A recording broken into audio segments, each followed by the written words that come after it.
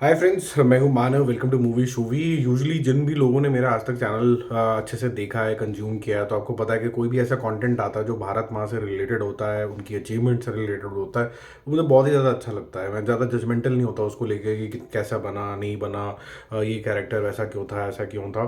तो जो भी चीज़ ऐसी होती है जो हमारी हिस्ट्री को दोबारा से रिपीट कर देती है, कुछ इंस्पायर कर सकती है, सच्ची बातें बता सकती है, ऐसी कुछ कहानी रॉकेट बॉयज़ की भी है, जिसका सीज़न 2 आ चुका है सोनी लिव के ऊपर। जब इसका सीज़न 1 भी आया था तब भी मैंने ये बोला था कि ये सीरीज़ अपने कंटेंट की वजह से, अपने सच्चाई की वजह से, और क्योंकि ये देश के बारे में है और सच्चे लोगों के बारे में, मुझे तो वैसे ही ये पसंद आ गई है।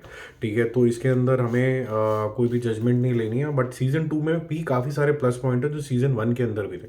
सीज़न 1 बहुत हद तक था आपके प्री इंडिपेंडेंस एरा के अंदर, और आपने देखा था किस तरीके से जो जिम सराफ का कैरेक्टर था, जो होमी भाभा बना हुए थे, और इशफाक सिंह का जो कैरेक्टर था, विक्रम साराभाई, और फिर इवेंचुअली हमें और भी सारे कैरेक्टर से इंट्रोड्यूस किया जाता है। इनकी प्राइवेट लाइफ से भी इंट्रोड्यूस किया जाता है, हमें पॉलिटिकल अफेयर से भी इंट्रोड्यूस किया जाता है, ये इनकी खुद की जो एंडेवर्स हैं उनसे भी इंट्रोड्यूस किया जाता है, हमें आज़ाद साहब से भी, अब्दुल कलाम आज़ाद साहब से भी इंट्रोड्यूस किया जाता है। और इनकी मंशा क्या है कि हिंदुस्तान को टेक्निकली इतना साउंड बना दो कि अल्टीमेटली कोई भी आंख ना उठा पाए। क्योंकि फर्स्ट सीजन में हमने देखा था कि किस तरीके से इंडो चाइना वॉर के अंदर इंडिया हारा भी था, और किस तरीके से एक फियर क्रिएट करने के लिए, एक न्यूट्रलाइज करने के लिए दो ओपिनियन बन गए थे कि क्या हमारे पास एटॉमिक एनर्जी से बना हुआ बॉम्ब होना चाहिए कि नहीं होना चाहिए। तो एक का व्यू पॉइंट था होना चाहिए होमी का, और विक्रम का था नहीं था। बट वो रिकनसाइल कैसे करते हैं, उनकी दोस्ती कैसे होती है, उनकी पर्सनल लाइफ कैसे होती है, ये सब आपको एक्साइटिंग लगता है। इन बिटवीन जो सेट डिज़ाइन थे, कार थे, कॉलेजेस थे,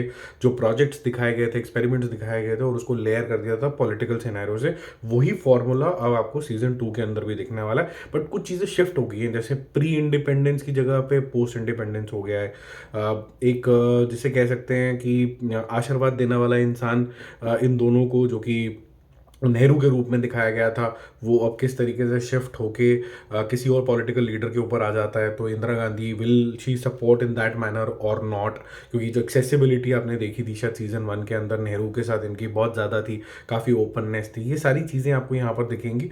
होमी बाबा का आपको फिर से आपको काफ़ी हद तक पैशन और विट इक्वल मेजर में दिखेगा, और it will be supported well by other characters also. Specifically Abdul Kalam का जो यहाँ पर रोल है वो थोड़ा सा और सॉलिडिफाई हो जाएगा, और सारा भाई का जो विक्रम सारा भाई का जो रोल है वो भी सॉलिडिफाई हो जाएगा।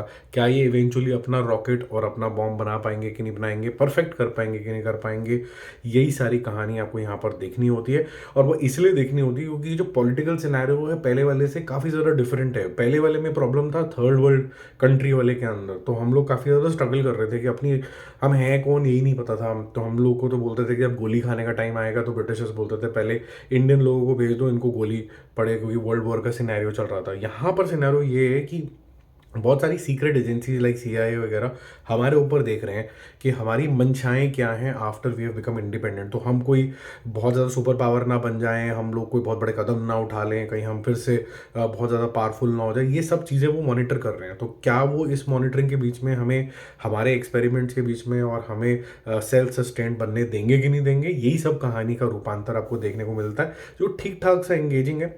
The only down side is, एक तो ये पूरी सीरीज के अंदर कभी कभी कोई जो एलिमेंट होता है ना, जैसे कहते हैं कि ड्रामाटाइज्ड वर्जन जो है, वो थोड़ा आपको कम लगता है यहाँ पर। कि यार मेरी थोड़ी सी ना धुक धुक होनी चाहिए कि यार क्या ये हो पाएगा कि नहीं हो पाएगा, क्या ये हो पाएगा कि नहीं हो पाएगा, क्या ये गलत तो नहीं पड़ जाएगा, कहीं ये लोग तो नहीं फंस जाएंगे। ये जो मैटर होता है ना, ये वाली जो एलिमेंट्स हैं, ये तो कम यूज़ करी गई हैं मुझे लगता है। तो बड़ी स्ट्रेट फॉरवर्ड लीनियर पे चलती है। तो जिनको तो टॉपिक में इंटरेस्ट आ रहा है वो तो बने रहेंगे, जिनको टॉपिक में इंटरेस्ट नहीं आ रहा है वो बोलेंगे यार स्लो है, उनका रिएक्शन ये आ सकता है। बट वो कॉम्पनसेट हो जाता है बहुत हद तक, क्योंकि ये जिस टेक्सचर से बनी है वो बहुत अच्छे बनी है। मुझे नहीं पता इसका शूटिंग एक साथ हुआ है कि नहीं हुआ है, बट ऐसा लगता है कि कोई गैप ही नहीं दिया गया, बिल्कुल एकदम स्मूथली ट्रांजिशन इसका हुआ है।